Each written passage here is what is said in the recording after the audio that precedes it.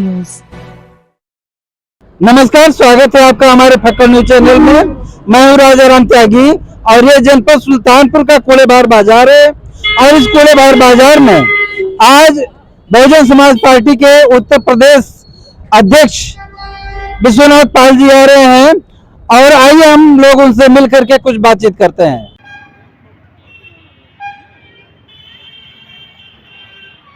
जिंदाबाद जिंदाबाद जिंदाबाद माननीय विश्वनाथ जी जिंदाबाद जिंदाबाद जिंदाबाद माननीय प्रदेश अध्यक्ष विश्वनाथ पाल जी जिंदाबाद जिंदाबाद जिंदाबाद।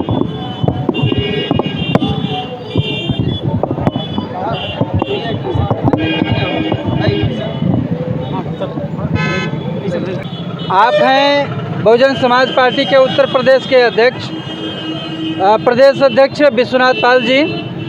सर, बैकवर्ड होने के नाते एक सवाल वहीं से हम आरम्भ करना चाहते हैं कि हाई कोर्ट ने पिछड़ी जाति को चुनाव लड़ने से चुनाव में आरक्षण देने से मना कर दिया। क्या कहना चाहेंगे? देखिए, जो इस सरकार है उत्तर प्रदेश की, इस देश की, चुनाव तो इसके पहले भी हुआ है, आरक्षण भी पहले रहा है।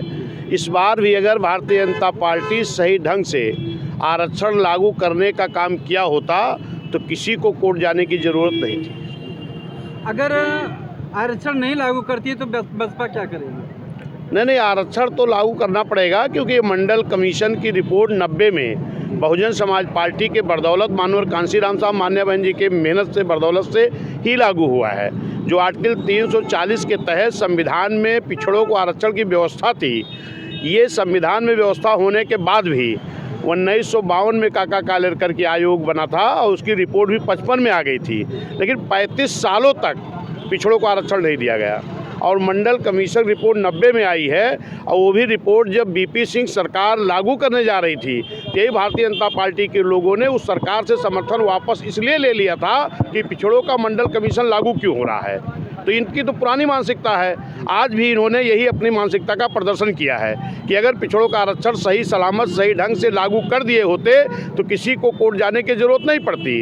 एक तो इन्होंने पहले सही आरक्षण नहीं दिया, दोबारा फिर अब ये बोल रहे हैं कि पिछड़ों का आरक्षण हम एक कमेटी बना करके आरक्षण देने का काम करेंगे।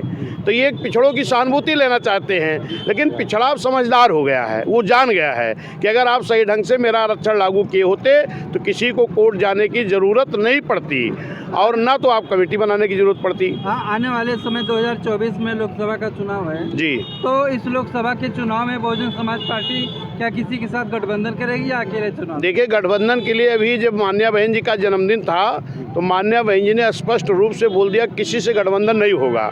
और ये बहुजन समाज पार्टी पूरा अल्पसंख्यक मुस्लिम समाज, पिछड़ा समाज, SC ST और न्याय पसंद ब्राह्मण क्षत्रिय वैश्य समाज को लेकर के इस देश के सबसे बड़े प्रदेश उत्तर प्रदेश में हुकूमत कर चुकी है।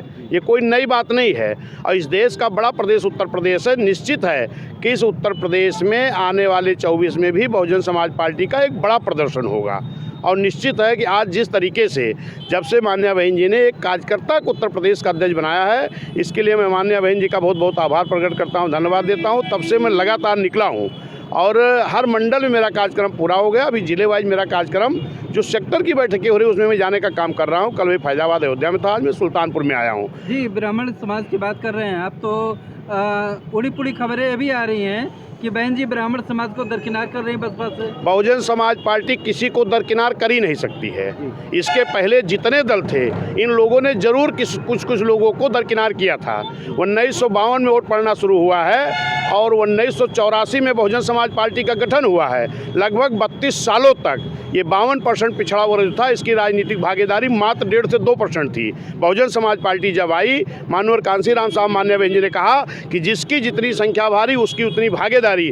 फर्क ये रहेगा कि अभी तक तो लोग कुछ लोगों को भागीदारी दिए, लेकिन बहुजन समाज पार्टी आने के बाद इस देश में रहने वाले सभी जाति धर्म समाज के लोगों की बराबर की भागीदारी दे रही है और निश्चित सब समाज की भागीदारी रहेगी। कुछ लोगों का ये कहना है कि भीम आर्मी चीफ चंद्रशेखर को शायद मिला सकती है बीएसपी में बहन जी। देखिए, वो चाहे जो हो, ये निर्णय बहन जी के ऊपर है कि बहन जी किससे गठबंधन करेंगे, किसके मिलाएंगी, इसका निर्णय बहन जी करेंगी। तो लेकिन अभी मान्या बहन जी ने बोला है कि मैं किसी से गठबंधन नहीं करेंगे। उस बात को मैं जान रहा हूँ, आप भी जान रहे हैं। जी। तो लोकसभा का चुनाव में बीएसपी का मुद्दा क्या होगा मेन? बहुजन समाज पार्टी का मुद्दा हमेशा विकास का रहा है। इस देश में जब बहुजन समाज पार्टी थी तो सर्व समाज के हित के लिए, सर्व समाज के गरीबों के लिए बहुत अच्छा काम किया था।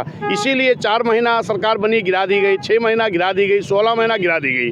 फिर उत्तर प्रदेश के आम जनमानस ने, चाहे अल्पसंख्यक मुस्लिम समाज, चाहे पिछड़ा, चाहे SC ST, चाहे न्याय पसंद ब्राह्मण क्षत्रिय वैश्य समाज के लोग रहे, सारे लोग एक होकर के इस देश के सबसे बड़े प्रदेश में पूर्ण बहुमत की सरकार साथ में बना चुके हैं। उसी के आधार पर आने वाले चुनाव में भी बहुजन समाज पार्टी 24 में अच्छा रिजल्ट आएगी। बहुत बहुत धन्यवाद, शुक्रिया। हम आपको दिखाते हैं वही जो है सही, इसलिए रोजाना नई नई ग्राउंड जीरो की खबरों को पाने के लिए और फक्कड़ न्यूज को बढ़ाने के लिए कृपया फक्कड़ न्यूज को सब्सक्राइब करें, लाइक करें और कमेंट बॉक्स में अपने सुझाव जरूर लिखें। खबर को ज्यादा से ज्यादा शेयर करें। धन्यवाद।